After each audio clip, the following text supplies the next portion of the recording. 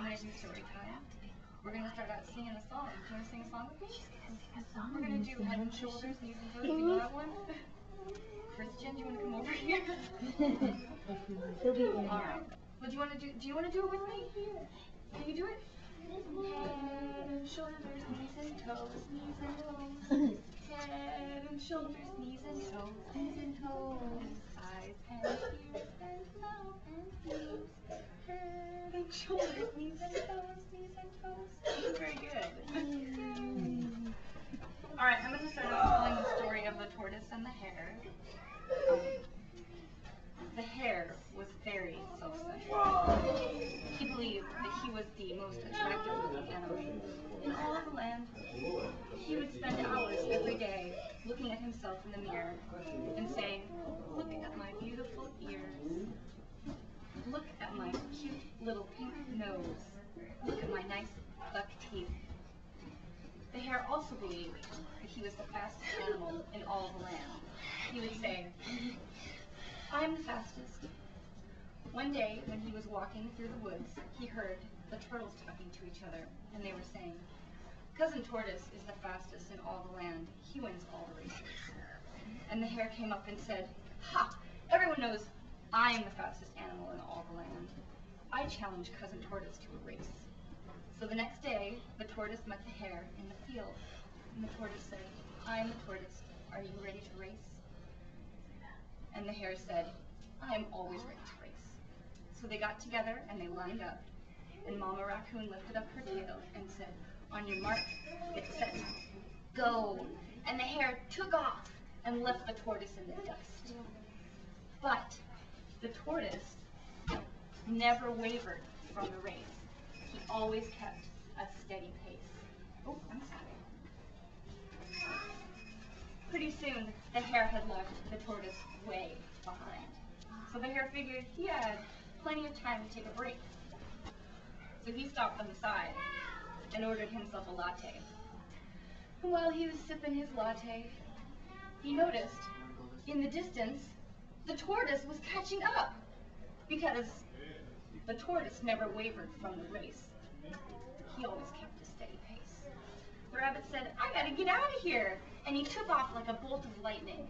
And pretty soon, the tortoise was way back there. The hare figured, "I got time." So he stopped under a tree. He got real comfortable. And pretty soon, he fell asleep. Bubbles, bubbles. Wait, bubbles. But what? The tortoise never wavered from the race. He always kept his steady pace. And by the time the rabbit woke up, the tortoise had passed him and was almost at the finish line. So the rabbit was like, "Oh, I gotta get going." And he took off like a bullet. But it was too late. And the tortoise won by a hair, because the tortoise never wavered from the race. He always kept his steady pace. And that's my first story. That's my first story. Alright, the next story I'm going to tell is an ugly duckling. And for that one, I'm going to use a paper towel. Let's see how Okay. So, one spring, the mama duckling was sitting on her duckling chickling eggs as they were all beginning to hatch. And out of each egg came a cute little yellow duckling. But out of one of the eggs, a very large and odd-looking egg, instead of a cute little duckling, out came a very strange-looking gray bird with a very long neck. And Mama Duckling looked at this bird and said, "Very ugly duckling." And the other duckling said, "Ugly duckling, ugly duckling." And the gray bird, feeling very bad, walked down to the pond and saw several very large white birds along with swans floating in the pond. And the ugly duckling said, "I wish I was one of those birds." And over time, the ugly duckling grew large, and she continued to walk down by the river. And one day, when she came down into the river, she saw that she had turned into a lovely still been walking by, so because over time, I guess it's possible.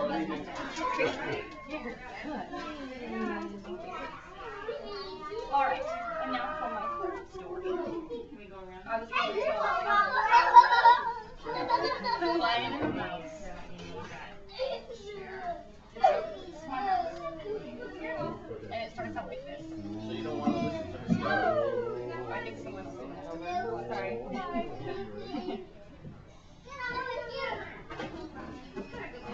How are you?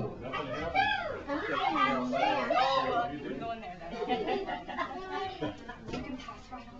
Ladies and gentlemen. Okay, so in the jungle, along the jungle, sorry. The lion is sleeping in his den. Not enough room. By and by, a little mouse came up and jumped right on his nose.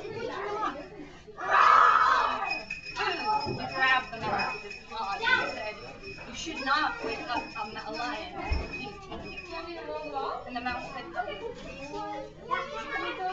If you let me go, I promise I'll be your friend and I'll help you." The lion said, "A mouse be friends and help a lion? I don't think so." And the mouse said, "Please, won't you let me go?" And the lion said, "No." And the mouse finally began to beg. She said, "Let me go." And the lion, didn't like the racket and dropped the mouse to cover his ears, and the mouse scurried away. And several days later, the mouse was walking through the forest. She heard a very strange noise. It sounded like a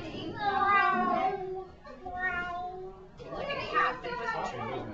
And she found the lion trapped in a hunter's net. And the lion saw the mouse and said, "Oh, mouse, would you please help me? I'm trapped." And the mouse said, "I will help you, but you have to promise not to eat me if I let you go." And the lion promised. So the mouse nibbled on the ropes until the lion was free, and the lion said, "Roar!" and grabbed the mouse with his paws and brought the mouse very close to his mouth. And the mouse said, "Promise not to eat me." And the lion went, "Mwah!" And from that day forward, the lion and the mouse were friends, because friends can come